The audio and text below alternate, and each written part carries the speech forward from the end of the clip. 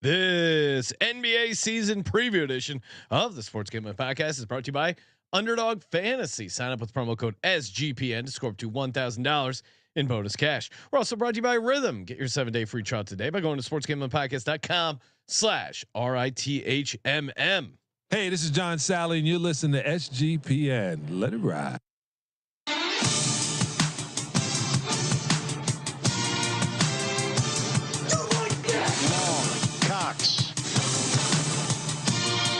He's one of those guys who will get penetration.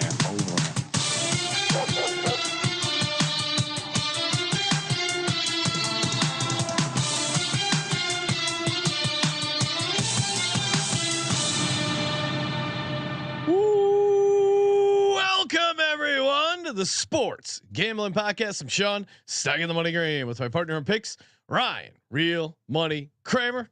What's happening, Kramer? Dog. I have a confession to make, Sean. Yeah, what's that? My lasers are not focused on the NBA. Oh, really? 0%. Any sort of alignment, nothing has been done.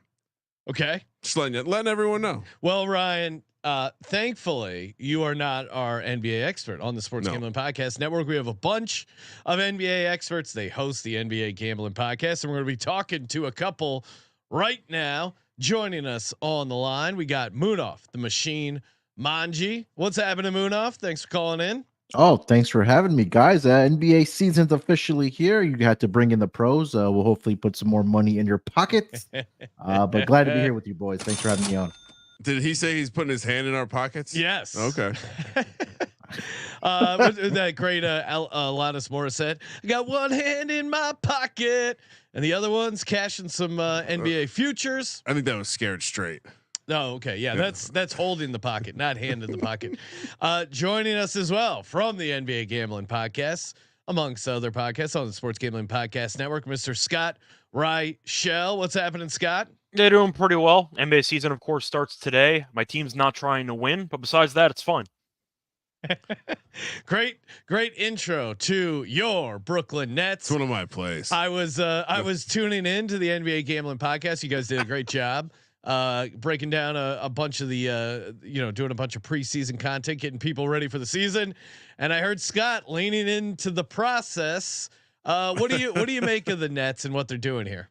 First of all, you got to choose your words carefully. I think lean is banned in any type of form. Yeah, so you might want to watch we yourself. have a company-wide edict: no leans at the network. And there is a strong lean community out there. I'm running into them head Ryan first is doing battle with social media for someone who he made fun of for selling leans. Someone slid into my DMs with a screenshot of someone selling leans, and so I thought that was funny.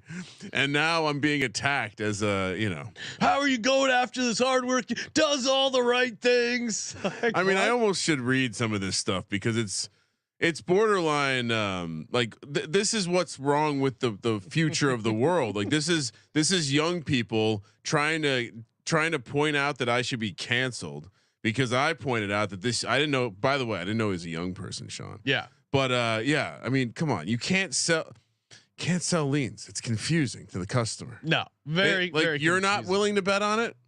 Yes. But now we're going head first. I mean, if you're selling picks, at least the idea is like, hey, this is so good. I'm using my own money. I'll also let you come along for the ride. But a lean is like, hey, I'm kind of scared of gambling, but if I had to gamble, it's like, well then why am I buying your leads? I'm just gonna say you might want to put in like a swear jar, but it's a lean jar, and anytime somebody says it, you put in $1. So that's a good idea. Scott. I ignored your question entirely, by the way. Apologies. I'll get back to that in a second. But. We'll get to it. I've ignored, or I've now gotten a couple DMs too from people. Basically something like, this guy also did some other slippery stuff, and with a like, thank you, good call out, thank you for your service. So apparently we have some Robin Hood shit going on here. So salute the troops, the teachers, and Ryan. Can we have, what color ribbon should it be? I don't know. I stand against leans. Just pin a sports betting ticket to your vest. Scott, your Brooklyn Nets win total sitting at 19.5. They are by all means blowing things up, whatever was left of it, avoiding that middle ground of the NBA. Win total set at 19.5. Do you have thoughts on this win total? You can't play the over, right? I mean, if anybody does, play the over, I'm going to have to shake your hand because I'm impressed with your guts, because it's not going to be me. I can't do it. I feel like at the end of the day, the Nets, in my opinion, are actually not the worst team in the league. That's my hot take. I think there's a team that's worse than them that I'll get to in a second. But they blew up everything. They kind of had to. I love their offseason. They got rid of Mikal Bridges. His jump shot's broken now. Not my problem. They got 5 first-round picks for him, so I can't really complain. Point is, though, I do think you're looking at a spot where the Nets obviously are trying to go for Cooper Flag. I've already come up with a couple of tanking nicknames, which I have to remember. My main one was a main event pay-per-view or main event pre-order, which is Maine spelled like the state because he's from Maine. So that's kind of I like that. That's the one I'm working with, the main event pre-order. But the point is, the Nets are trying to be bad. They're going to sell off half the guys at the deadline. Finney Smith is still there for some reason. Cam Johnson's still there for some reason. They just extended Claxton, so I think he's going to stay. But they also have Cam Thomas, who might take 40 shots a game. We'll see what happens, but this team's going to be bad. I think there's one team that'll be worse, but they have to finish in the bottom 3 to maximize their chances at the ping pong balls for the number 1 pick. So I think they'll go under. I think they might be close, though. I think they'll eventually tank fully in the last couple months. But if the Nets start off decently for the first couple weeks and win a couple games here or there, don't panic. They have to tank at some point this season. I got them with around 17 or 18. Sean, put this down as one of my plays. Okay. Also, it falls in line with the Jets and Mets faltering. It's a full-blown Northeast earmuffs, Scott, Loserville parade. So you're on the under on the Nets 19.5. Yeah, every year I regret not doing. Yeah, every year I regret not fading the teams that are obviously not trying to win this year. Well, the NBA doesn't like no one. They don't even judge you anymore. It's like, oh, okay, cool, yeah, whatever, no big deal.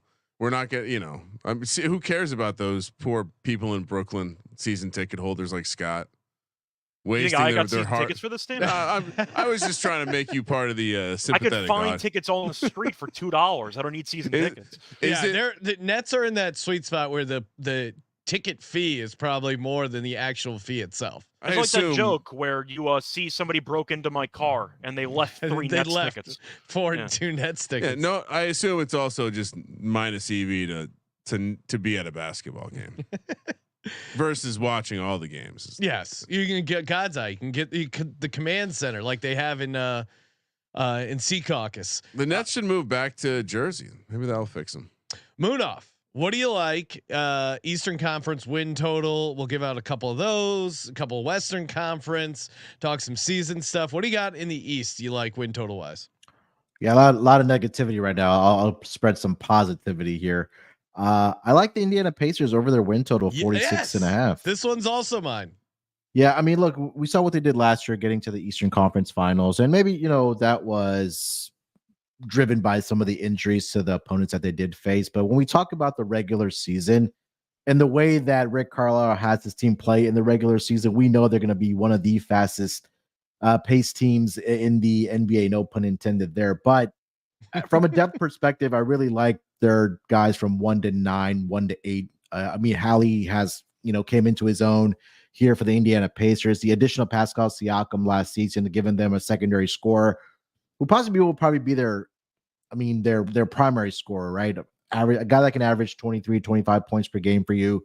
Andrew Nembhard, again, the depth there is just going to be absolutely fantastic. For whatever reason, Miles Turner is still on this roster, but he's been really, really good for this Pacers team. But I really like their bench, right? TJ McConnell, he's just a guy that bursts with energy coming off of the bench. Ben Shepherd had a great postseason last year.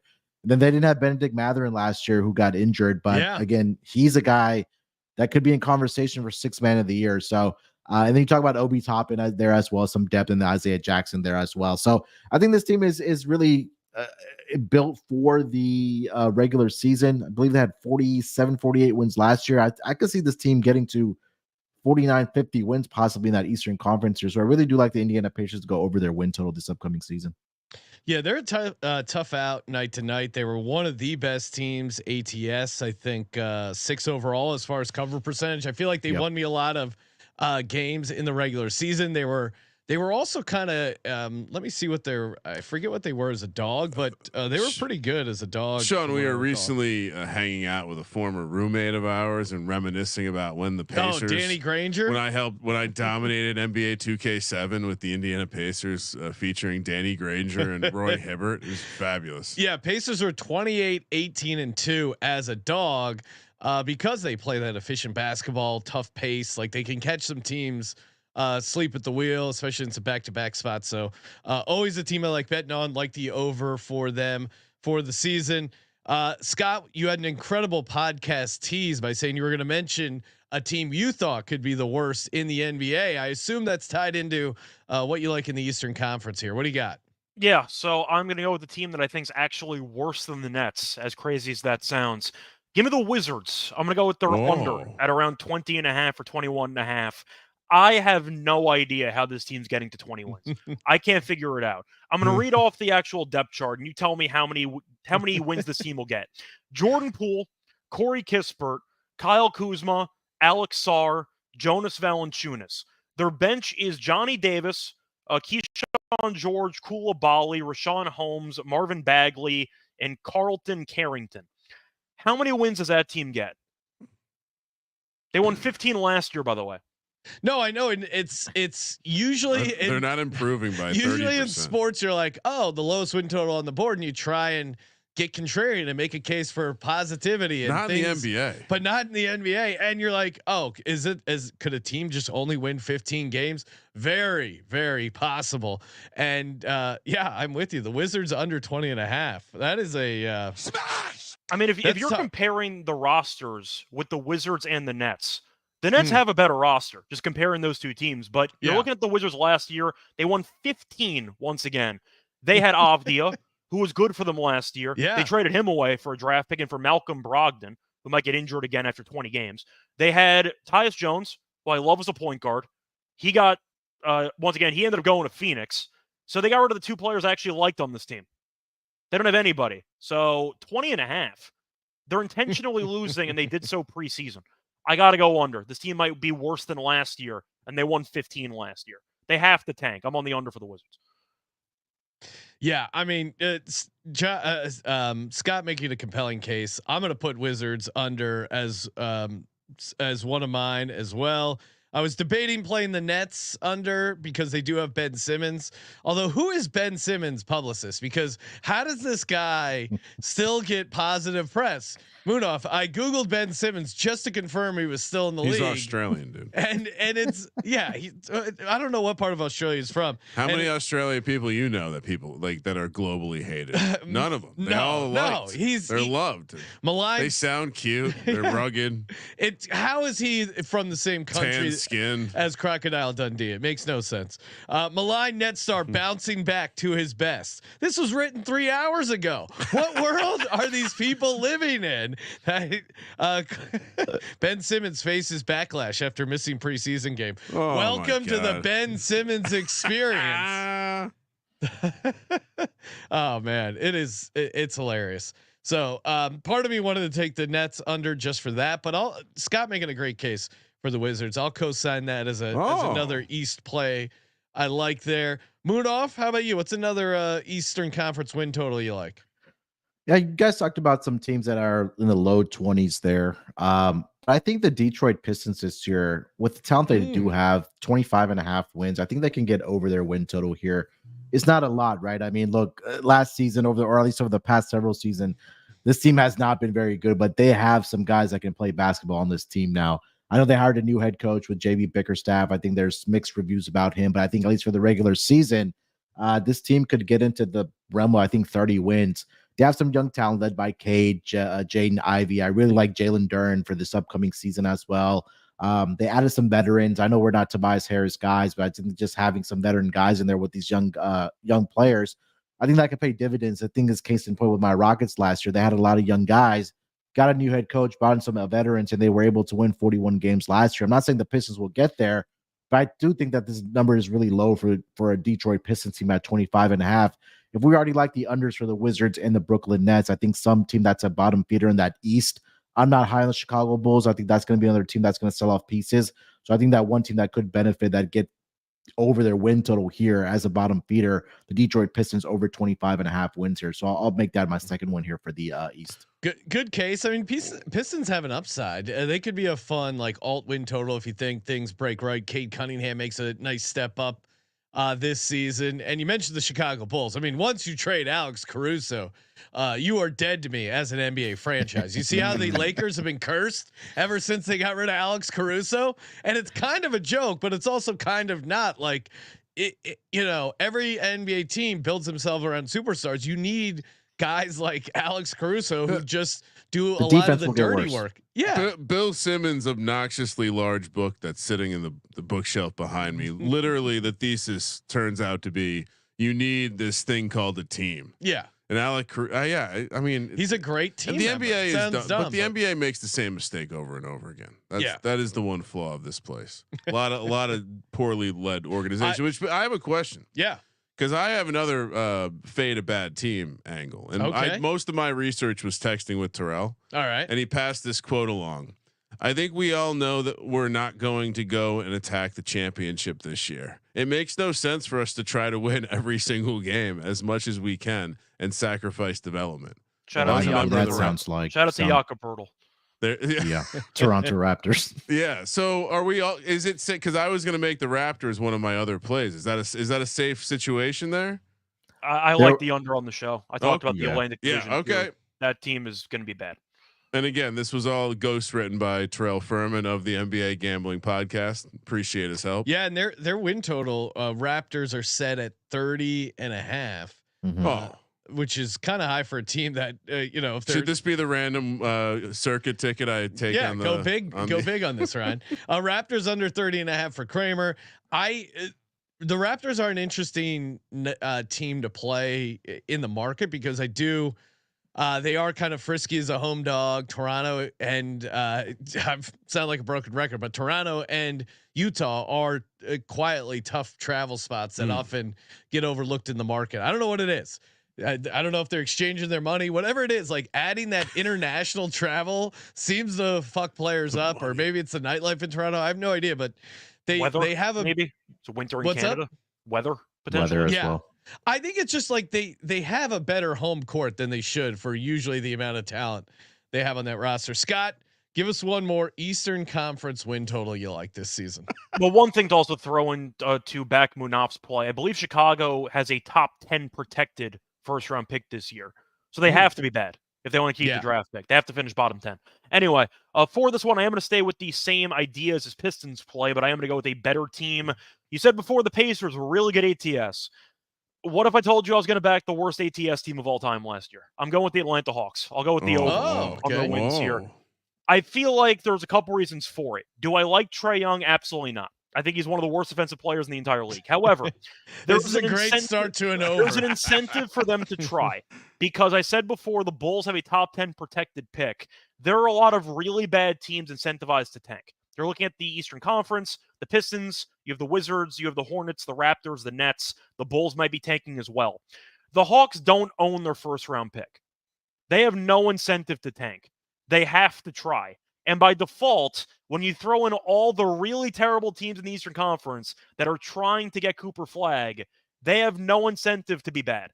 They have to try. They're at 35.5, give or take. They won 36 last year. You got rid of DeJounte. You still have Jalen Johnson. You still have Capella for some reason. Sadiq Bey is there. I know he got injured last year. They have some pieces intact. I do think this team is not going to be great, but by default, they're going to be a play-in team when you factor in all the really bad teams in the East that have no incentive to care. 35.5 when they went over last year. And once again, they have to try. Tanking is not an option for this team. I'm going with the over. I think they could accidentally fall into 37. Yeah. Tanking is not an option. No, for them, it's not. Podcast. No. And it feels like they'll like be in the playing game, and you're right, probably like a 39 win team. Should we rename the NBA gambling podcast to Tanking is not an option? Tanking is not an option unless you're like 6 to 8 teams. Then it's your best case to becoming a relevant franchise. I know that is my favorite thing about NBA content is how quickly we're listening. Oh no, they should just. There's no point. Come on. Why are they the trying? Season's over. What are you doing? Hey, season is just starting. Of course, hopefully you already signed up with Rhythm because they just launched their new NBA product. Got you covered for props, games. I just created my first NBA model, Ryan. Pretty exciting. I called it the 3-and-D model. I'm calling mine Ron Artest. Okay. Yeah, it is pretty cool that you could just call your I'm looking at it. The spread, according to this model that they back tested, hitting at 57%. So obviously I'll be looking to get down on whatever the 3-and-D model recommends for these predictions and build your own model. It's really easy. You just slide the different settings and they'll do the numbers and very easy to use. sportsgamblingpodcast.com/RITHMM and the props as well for NBA. Super fun to play those. Obviously subscribe to the prop show. My 3-and-D model and my other regular model, both like the Lakers tomorrow, getting a 1.5. sportsgamblingpodcast.com/RITHMM. And of course, make sure you sign up over on BetUS, sportsgamblingpodcast.com/BetUS, especially if you're betting the NBA during the regular season. You gotta have multiple outs, multiple options. BetUS, great option there. Easy deposit, easy withdrawals with that sweet cryptocurrency. You can hop on the bonus as well. Again, sportsgamblingpodcast.com/BetUS, promo code SGPN.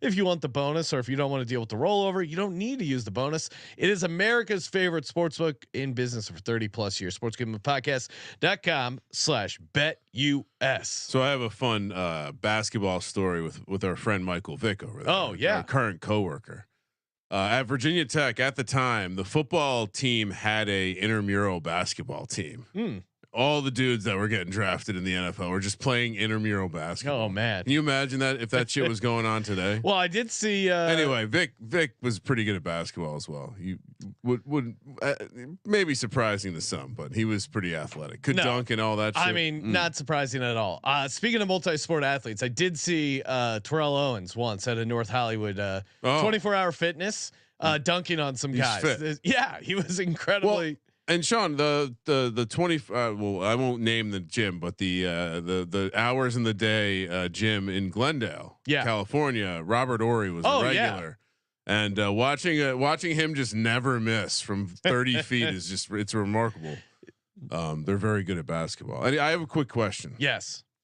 So this guy so imagine I don't follow basketball. Okay. Karl Anthony Towns is a pussy. And is that a cat pun, or are you insulting him? No, the cat. Cat is a pussy, and the hardest ass coach in the league traded for him. I'm skeptical. Can someone explain how does this work? I'm skeptical it's going to work. I think it might work early. But I don't know. I feel like Tibbs is going to get sick of him at some point. Scott or is Brunson? Maybe Jalen Brunson just hardens him over time. Scott, what's your take of the cat trade and his fit in New York? Yeah, I understand why they did it, especially offensively for spacing. I love Hardenstein as a player, but the argument is if you can take Towns and make him shoot threes, you open up the paint for Brunson and for other guys to attack the basket. Like, I understand that argument. Would I have made that trade? No. I would not have. If you're asking me if I'd prefer to have Hardenstein on his contract compared to Cat making $60+ million a year for about the next 3-4 years, I'm taking Hardenstein in 2 seconds, just the way it is. Now, I think you're looking at the overall spot for the Knicks. They made their all-in push, so to speak, where they felt like they needed a center, especially with Hardenstein leaving. I'm confused why you trade for Cat instead of just re-signing Hardenstein for a cheaper number, but that's a separate story. Point is, I get why they did it. I thought Minnesota won the trade personally by a lot. No, I think it's close. I'm not going to say one team fleeced the other team. I like DiVincenzo a lot. I think he's a winning basketball player. I think he brings a lot to the table. You're looking at Hardenstein. I know he broke his hand again, so he's going to be out for a couple weeks there with OKC. I think that he's very solid in general, so I think that losing out on him will hurt defensively. Cat is not a great defensive player for a guy his size. He's pretty passive. We know the foul trouble is a serious concern with his, I'd say, dumb decision making. I get why the Knicks did it. They wanted to get better offensively. They wanted to match up better against Boston. So I understand why. However, you mentioned the actual coaching and this fit potential, I'd say, problem with Tibbs and with Towns. Reading off the games played for Towns over the last couple of years: 62, 29, 74, 50, 35. Oh, yeah. Do I think he's going to play a lot of games? I don't. I think his body's going to let him down, and you put a lot of money on him and Anunoby. No. So I'm not sold on that prospect. Personally, I like what Minnesota did. They have Randall, who people don't like because of what happened in the playoffs. He's still a pretty good player in general. And also, Minnesota doesn't have to re-sign him. They can use the cap space if they let him walk. They're not priced into paying Randall. They can let him go if they want to. The main reason why Minnesota made the trade was that this is year 1 of Cat's extension, and they really didn't want to pay him $60 million a year for the next 3-4 years. I get why Minnesota did it. I get why the Knicks did it. Once again, I think Minnesota won the trade personally, but not by a lot. I think it's a close-ish deal. I'll take Minnesota with the cap flexibility, and I really do like DiVincenzo. Yeah, I think Knicks, as far as like when the Sixers went up with against them in the playoffs, I mean, like they really had a team chemistry with the Nova Knicks thing, and I don't know, like, so there's no truth to there was actual like beef between DiVincenzo and Brunson. Clearly there must be. I saw like DiVincenzo in a preseason game going at it with Brunson's dad, but as far as like the team itself, it seemed like they were playing well together. Munaf, what was your take on the Karl Anthony Towns trade and the Knicks in general? Yeah, I feel like it was a lateral move for both teams. I mean, I don't think it really moved the needle, but I think what Scott mentioned about the cap flexibility you're going to get with trading away Towns, but you're going to have to end up having to pay Anthony Edwards a lot of money. He may end up as the highest paid player in the NBA just because the talent's there, and I still don't think he's reached his peak. So they have to free up some money, and like Scott mentioned, they could let Julius Randle walk. I'm not a Julius Randle guy. I'm not a Karl Anthony Towns guy either.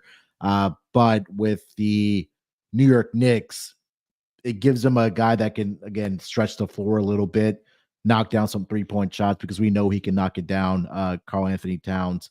But at the same time, what Scott mentions that he's had trouble staying healthy, and I think when we talk about Tom Thibodeau, he likes to play his starters into the ground, averaging 37, 40 minutes a night. So we'll see. I don't think it really moved the needle for either one of the team, but I think the fact that Minnesota did it because they're going to have to pay Anthony Edwards a whole heck of a lot of money. You don't want to have that much money tied up to two guys, especially Karl Anthony Towns, because again, injury history. And I just don't think that he's a team player either. So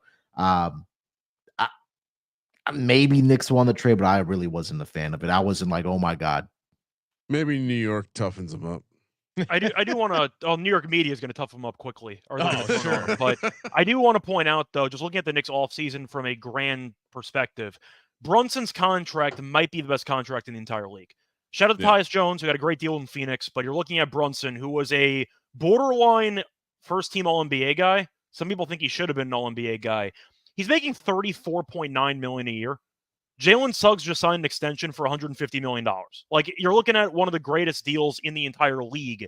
And you decided in the offseason to pay Anunoby a ton of money, who's never healthy. You traded 5 first-round picks for Mikal Bridges, whose jump shot looks broken in preseason. If you just look it up, it does not look great right now. You're also looking at Cat getting $60 million a year. They had a golden chance to build a great roster around him. I see Kramer shaking his head.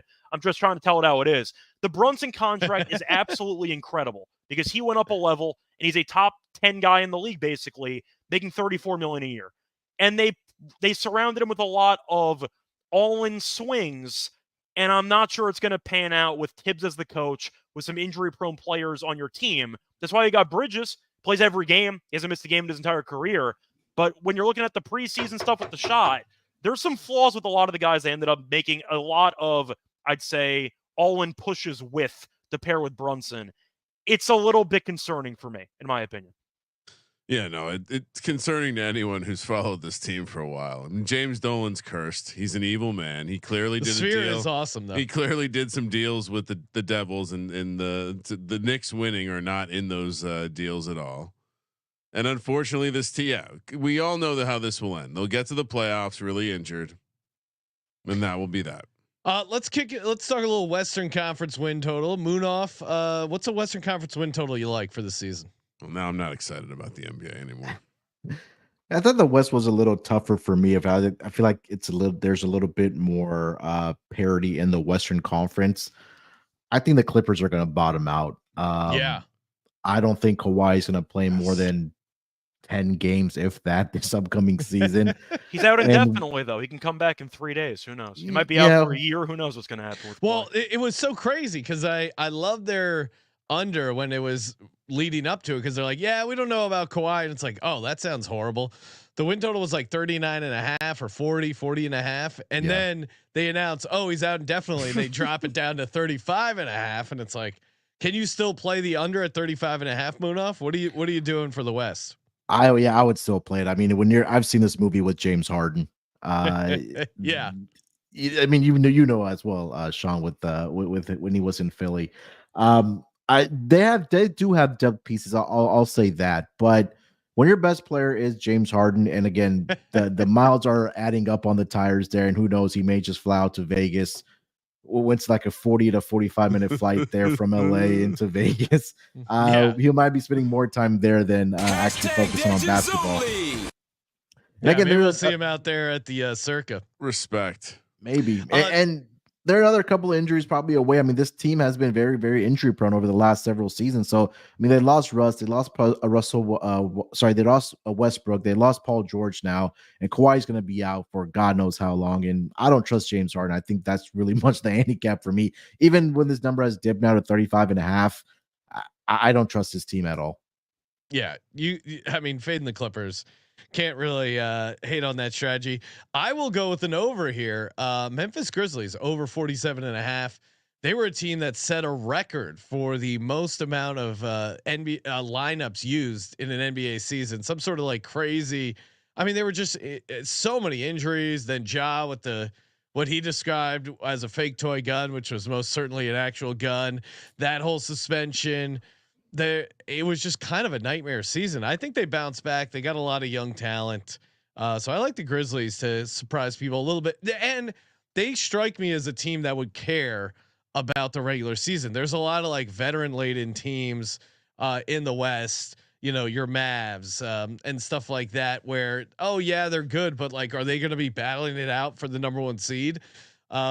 Grizzlies, I think, might care about that. So I like the over 47.5. Scott, what's a Western Conference win total you like? Yeah, so you mentioned the Grizzlies, by the way. I just want to throw out, I think my favorite play with that team might be Taylor Jenkins, Coach of the Year, 12-1. Just going to throw that out there. Yeah, that's going to be my award play. Sorry to spoil it there. No, you're good. For this one, though, I'm going to start off with the Warriors. I like the over on their wins at 43.5. I'm not a Clay guy. I was pretty early to the Clay's wash party, and I think I was about a year before everyone else, and I feel pretty good about it. There's plenty of room on the bandwagon. Point is, though, the Warriors I thought had a good offseason. You're looking at what happened with Clay. I think we agree that it was kind of a distraction. Will they re-sign him or not? Is he washed? He takes a ton of shots. He can't guard anybody. He's an absolute traffic cone. But you're looking at what the actual depth chart is for the Warriors. I like the roster. I mean, they tried the Chris Paul experiment, didn't work, so they got younger. I mean, you're looking at the overall roster, and they have a decent amount of pieces that I think are actually pretty appealing. Now, I know Wiggins was kind of a disaster last season. We'll see what happens this year. But you're looking at Pajemski, who I like, will probably be a starter. Wiggins, maybe he'll play better. Draymond maybe doesn't punch somebody. Maybe he'll play actually 70 games in the season. He missed a lot of time. They still won these many games last year. Golden State, with all the sideshow distractions and with Clay being underwhelming, still won 46. 43.5, like that feels very low for a team that I like their offseason. They got Melton, who I like as a backup point guard. Gary Payton II's fine when healthy. He's never healthy, but still. Got Moody back. I like their overall team. I think depth-wise, they're pretty good. And assuming Draymond does not once again get suspended or some weird stuff happens with injuries, they got to 46 last year. 43.5, that feels pretty low. Kuminga kind of emerged as a solid player last year. I like the over as them being a playoff team. Is Draymond still doing his podcast? Yeah.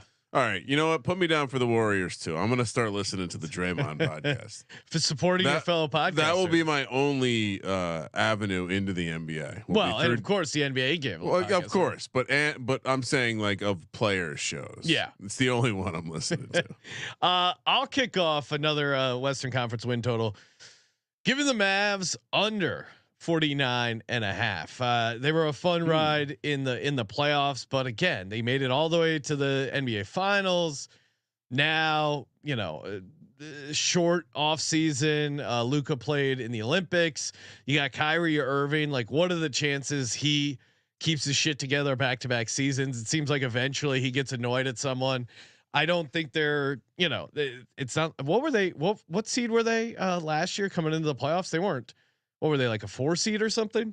Yeah, they were a little bit lower. I think they were 5th seed if I'm not mistaken. Yeah, they weren't a top seed. I don't think they're going to be super locked in to the regular season. Luka notorious for not coming in the season in shape. So yeah, I like the Mavs under 49.5. They'll obviously make the playoffs, but I don't think they're going to look to run it up regular season wise. Munaf, what's another Western Conference win total you like?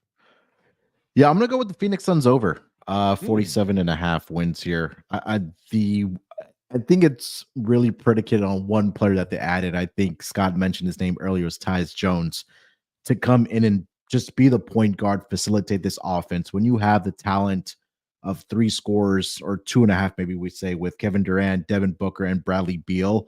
And now we know that Coach Bud has a full off season to work with this team. We know Coach Bud is a great regular season coach there as well, or has been a regular season coach. He's won multiple Coach of the Year awards. I think this team is primed to probably make a run in the Western Conference, at least in the regular season, maybe being a top 3 seed. Barring health, of course, and you can say that with any team. But when you add a guy like Tyus Jones, that adds more depth to the team. Grayson Allen's going to be coming off of the bench for this team. I know he's been dealing with some injuries, but looks like he's going to be ready to go for the season opener.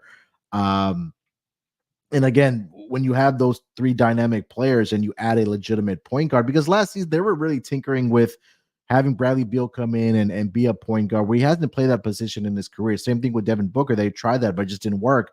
And now you bring in Tyus Jones, that's on probably one of the best contracts in the entire NBA, to be that guy for you. I think this team is primed, barring health. I think this team could walk into 50 wins, be a top 4 seed in the Western Conference. Give me the Phoenix Suns over 47.5 wins.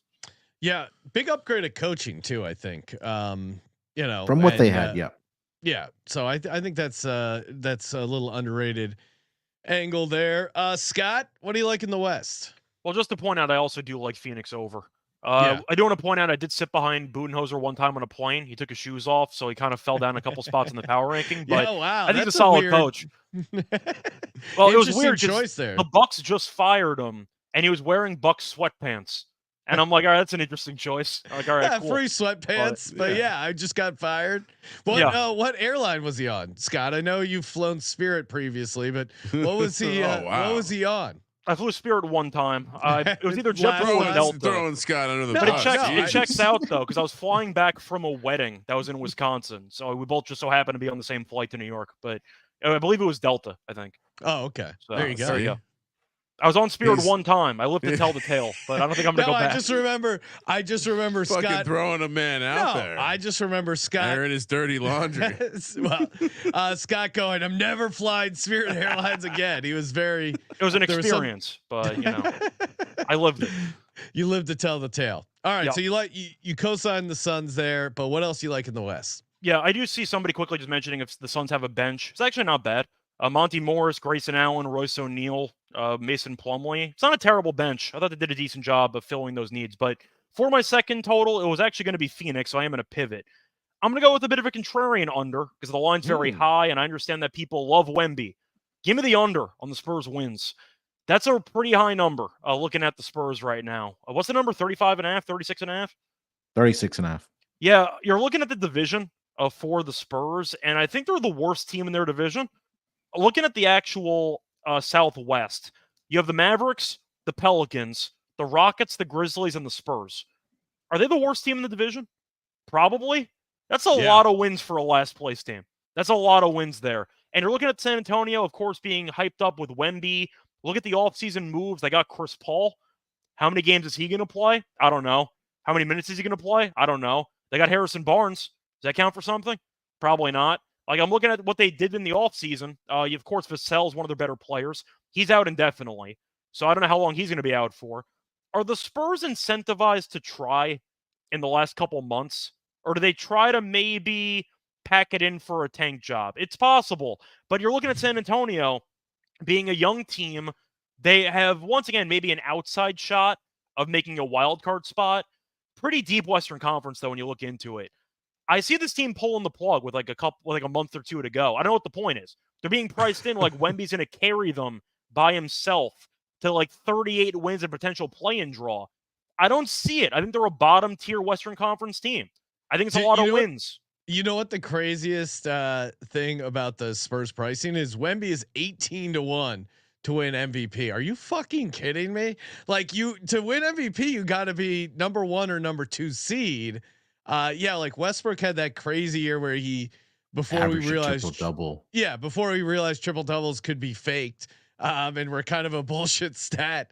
Whatever. He did have a good year, but probably didn't deserve MVP in hindsight. And they were a 4 seed. Like, it's crazy to me. I think if you like the Spurs, play them to win the division or something crazy like that. But to Scott's point, like them going over this number, I don't know. Like, yeah, maybe Wemby has a crazy year and they're, the rookie they drafted and Chris Paul, they're great. And like, they can't tank. Sure. Then play like that ceiling outcome, which obviously is a very small percentage. But if you're just looking at the over under itself, like, yeah.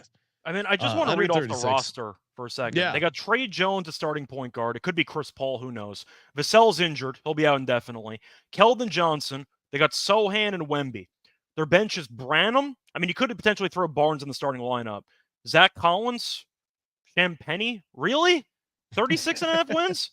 Really? Like that's a lot of wins. For reference, by the way, they ended up winning 22 games last year. And the Grizzlies were horrible. Like, the Grizzlies might win 50. They're the worst team in that division. And if they're going to be somewhat out of it in the standings, why would they try to push for a play-in spot? I see them being potentially the Utah Jazz in years past. They'll look somewhat decent. They realize they don't have a chance. Trade deadline passes. Suddenly you get some random guys on the injury report. So 36.5 is a lot for a last place team in the division. I'll go with the under. Kramer? Well, I'm very torn. I've already stolen one from Munaf. Okay.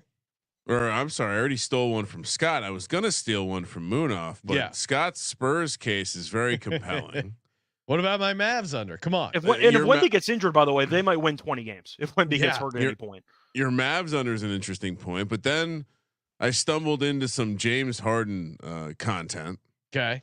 One being that James Harden was asked how he's adjusted to the new style of the NBA, to which he responded, quote, "I'm one of the people that the NBA had to adjust to." Wow. Okay. Interesting. Oh my God. James Harden loves some James Harden. One. The bar is so low for James Harden's cardiovascular health that there's a whole post here. The Clippers folks getting excited because there was an Instagram post where he was working out, playing, like training to play basketball leading up to a season. Yeah. Ben Simmons move. Yeah. The bar is so low. And I also found this in my short research for the show today. And it really made me laugh. So I think maybe we have to fade the Clippers. I know that's probably not a real, maybe it's a real one after he eats the wings at the strip club. Most likely AI generated. I read an insane Newsweek headline that said Donald Trump shared what was most likely an AI generated image of him as a member of the Pittsburgh Steelers. Like, yeah, I'm going to go out. I'm going to go. You could just say it was AI generated. Is that Russell Wilson or Donald Trump out there? Oh man, it was hilarious. So yeah, I think I have to take the, I honestly came into this shit. My only organic thought was the little bit I do listen to the local sports talk radio. It seems like the Clippers are already fucked. Yeah. Well, and they don't have any of their picks, is why they can't completely tank it. But again, they can. They still might just really suck. Yeah, right? they can be 30 and 52 pretty easily. You know what? Give me the under. All right, give Kramer the under. Of course, speaking of Underdog Fantasy, promo code SGPN. Get that nice deposit match, 50% up to $1,000. And of course, get in on the NBA. They are running Boostober. They even have some nice boosts here going for opening night. Jalen Brunson, I'm going to add that to my queue. Higher a half point. Are we building a little entry here? Yeah, and I'll go to Scott and Munaf here. I know AD usually has a decent game against the AD usually has a decent game against the T-Wolves. Certainly Karl Anthony Towns. Maybe they want to show him off a little bit. Ant has done well against the Lakers.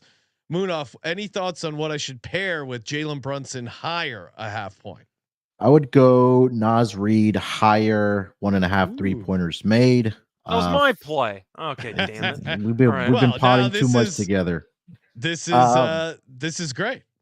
Yeah, I'll make it quick. 5 straight games against the Lakers, he's gone higher 1.5 3-pointers made, and just the last 2 games head to head against the Lakers, 11 of 18 from beyond the arc. So Naz Reid higher 1.5 3-pointers made. You want to pair with that? You know what? I'm not going to get crazy because now that we just have Jalen Brunson higher a half point and Naz Reid higher 1.5 3-pointers made, it's already 3x. You can max it up to $100. Not adding anything else. Scott sounded like it was his play as well. Underdogfantasy.com, promo code SGPN. And I gotta be honest, I was maxed out at 50. What's this? Am I sharper than you? Oh, that's what. Is that what this is? That's what it must be, Ryan. Oh wow, I feel honored. Ryan probably didn't click the right boost button. I absolutely did. I'm a sharp. I'm an underdog sharp. All right, we'll talk a little award market here. This is always a fun market to fire in. Munaf, we'll start with you. What do you like? Give us an award future bet you like, and of course, subscribe to the NBA Gambling Podcast. Still time.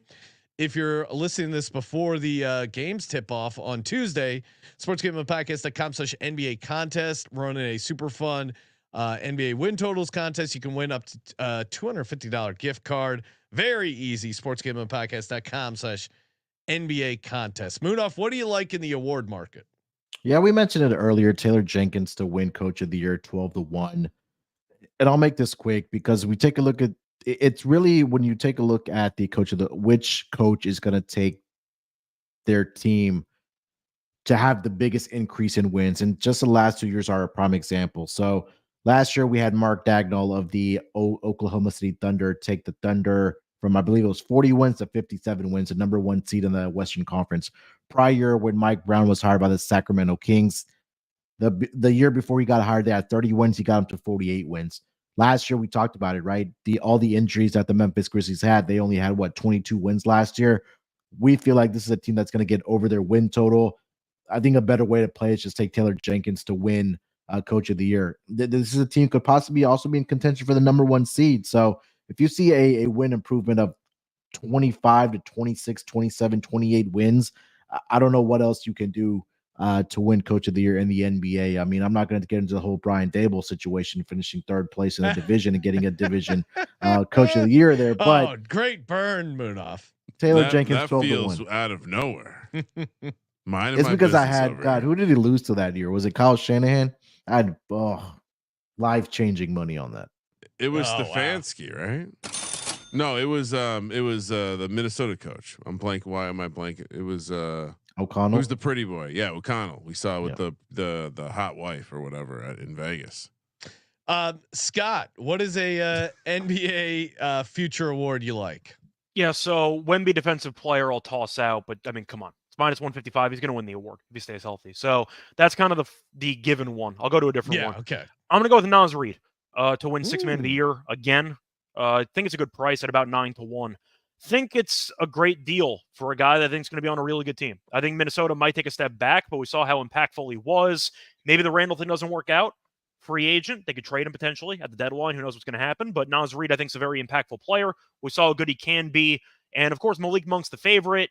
The issue I have with that is we saw he got injured last year. We'll see if he comes out firing or if he'll maybe take a month or two to look back to his old self again. Are the Kings going to be good? I don't know. So I feel like you're looking at a spot where maybe record might matter.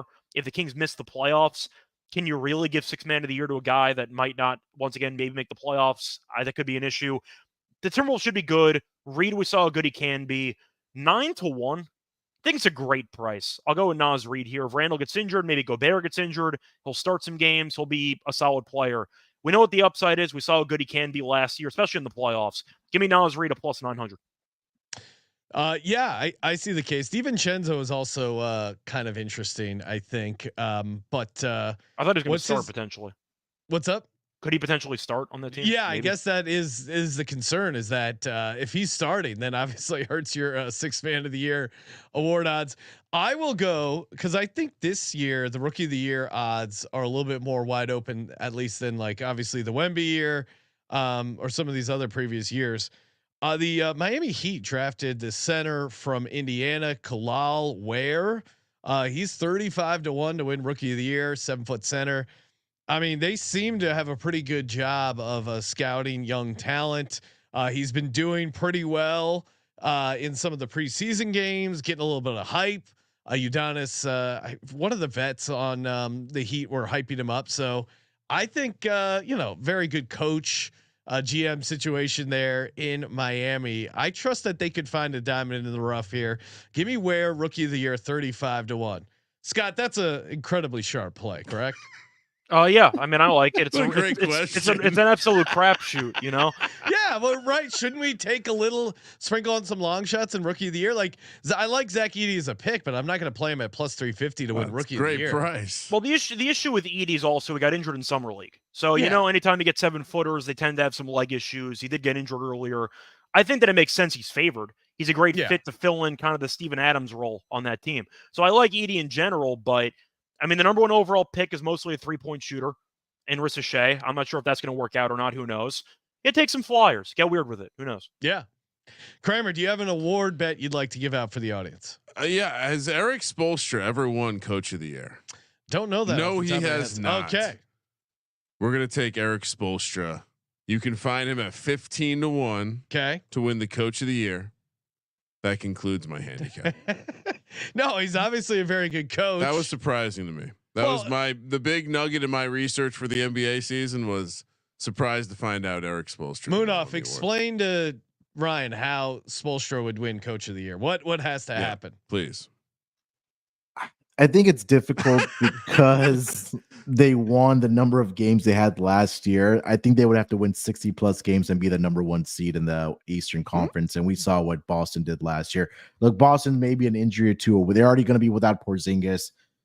God forbid, maybe if you're a Boston Celtics hater, that Tatum or Brown go down for an extended amount of time, that then maybe that door opens up for the Miami Heat. I don't trust Glenn Rivers there with the Milwaukee Bucks. I don't think any of us do. But I think if you read some of the quotes that came out from Jimmy Butler, that his head wasn't in basketball last year because he was dealing with some personal stuff. But now this team, I think there's an opportunity there, that because another thing for this team is that do they take the regular season very seriously? It's their mentality kind of over the last seasons have been, let's get into the playoffs. Let's see if a team can beat us in a 7-game series. But I think that would be my only pushback about Spoelstra. All right, backup play. Steph Curry MVP. What is that? 50-1. Okay, I'll take that a step further for you. I found 60-1 because I gave that out on the show. I gave that out on the show today when I covered the MVP with Terrell. So 60. I think you take him 70-1 to be a scoring champion. Oh, that might be a. What do you want to do, Ryan? You want MVP or scoring champ? You guys like the team to be good. Yeah, I don't want to do scoring champ. Okay. Not in this MVP. Which, by the way, I had one more note that I wrote down. The NBA apparently has a clutch player award. Yes. Which then I was imagine if Tyrese Maxey, I think. Imagine if Florio. I thought Steph won it last year and they didn't make the playoffs. I thought Steph won it. Maxey won most improved last year. Yeah, my bad. If the NFL had a clutch player award, Florio would lose his fucking mind. Yeah, they would not. All right, so we'll do Steph to win the MVP and leading scorer. Okay, that feels like you split the unit. You just put a little bit here, a little bit there. I have a take on that clutch player award. I have a take on that. What's your take, Scott? I like Luka at 11-1.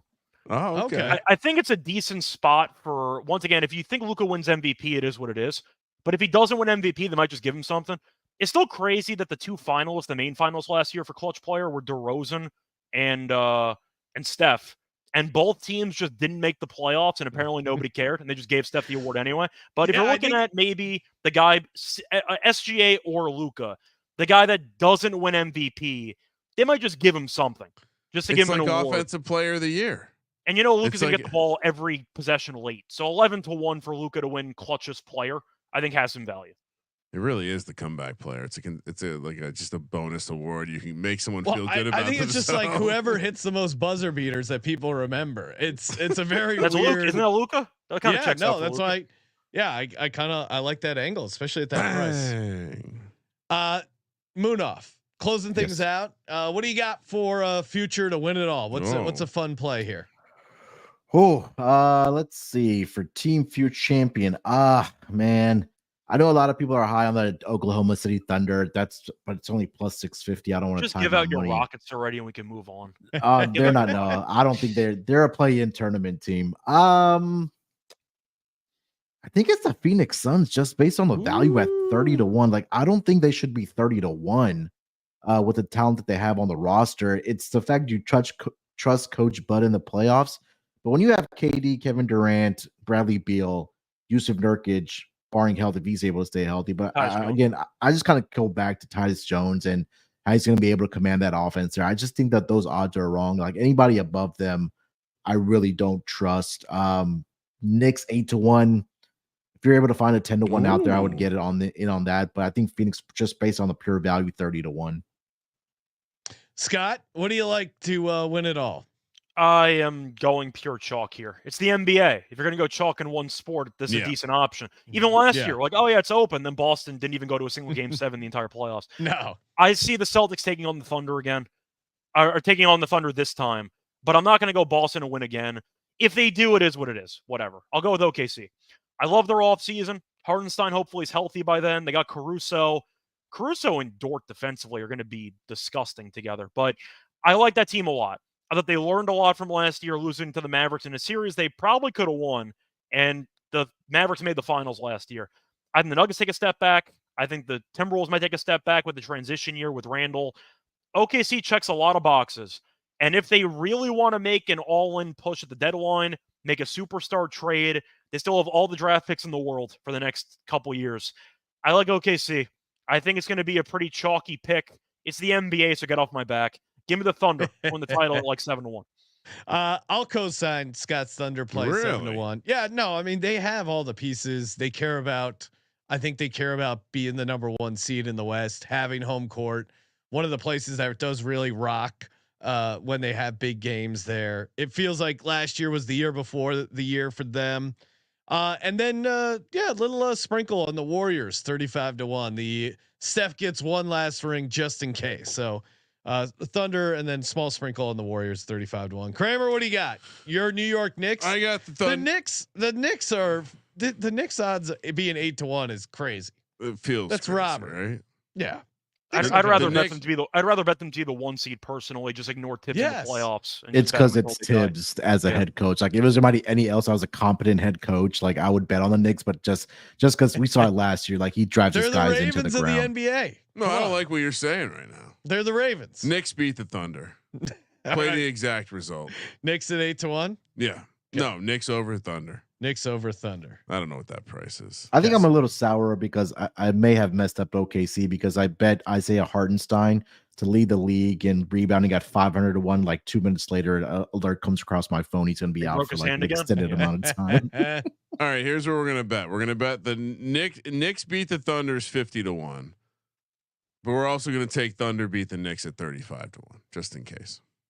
I do have Sixers over Grizzlies. I already bet. So just really, I'm throwing that out there. I won't. So can I? I did not lean it, but I did. You bet on the Sixers? I'm shocked. Really? I got to give them a little bit of my money. So this is a dumb question, but we listened to the entire college basketball season about how Zach Edey is not going to be an NBA player, a good NBA player. Now he's the favorite to win the Rookie of the Year. Like what did I miss something, or they just figured out he's going to be able to do the same bullshit? Well, pro readiness is also a factor because if you're just throwing a bunch of darts at a dartboard, Edey is the most proven guy to contribute. True. So But bonus, we were bonus constantly underdog told entry, he'd- higher 7.5 rebounds, Zach Edey on Wednesday. Ooh. Yeah, he's like 8 feet tall. I will say, if he looks like a guy who can't even play above the brim in the NBA, it's gonna be really hilarious. It will be classic. I've kind of walked back on some of my ED criticism. I thought he's looked pretty good, so we'll see what happens. But I don't think he's going to dominate. But for a rookie of the year, he'll be a good. He'll be a good player on that Grizzlies team. I think. I would say the thing that just watching him in college, especially with the strength, like I would imagine he has the strength to play in the NBA. So. Well, nobody plays a center anymore. Everyone goes like stretch 5 nowadays, so it's kind of a throwback. All right, gave out a bunch of futures. You're welcome. Yes, you're welcome. Of course, obviously, subscribe to the pros over on the NBA Gambling Podcast. Follow Scott on X at Reichel Radio. Follow Munaf on X as well at SportsNerd824. Guys are also covering the World Series on the MLB Gambling Podcast. We got it all. And we did our early version of the college football picks podcast. Scott's all in on his Yankees. Scott, confidence check. How you feeling about your Yankees? I'm just happy to be here. Out of 10, I'll go 5. The Dodgers are really good. Like I don't feel great about it, but I'm happy we're here. I think the American League was a joke, to be fair, but I'm happy we're here.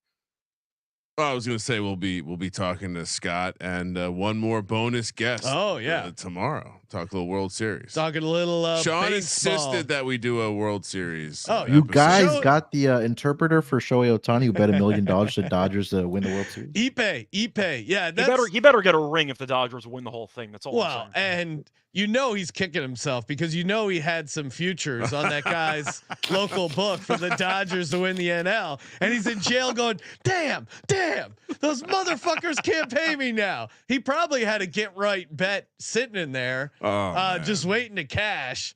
The bookie's probably like, I'd rather go to jail than pay out Ipe's Dodgers futures. Can I get that bump? Yeah. If you're a local LA bookie, the Dodgers doing great, I'm sure, is bad for business. Horrible. All right. Thank you, gentlemen, as always. And of course, make sure you smash that subscribe button. 5 seconds. Get your 5 stars on Spotify. Appreciate everyone doing it. Toss us a couple more. We're in the mix with some of the big dogs on the sports podcast charts. Appreciate it as always. Thank you for participating in the Sports Gambling Podcast. For the Sports Gambling Podcast, I'm Sean, stacking the money green. He's Ryan. Go Knicks. Kramer. Let it ride.